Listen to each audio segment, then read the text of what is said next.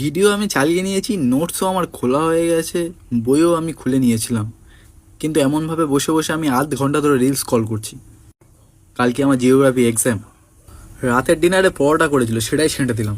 দেখো, সবাই যদি সিলেবাস ক্লিয়ার করে তাহলে সিলেবাস কাদেরকে ক্লিয়ার করবে, তাই চুপচাপ শুয়ে বললাম, বেশি চাপ নিলাম না।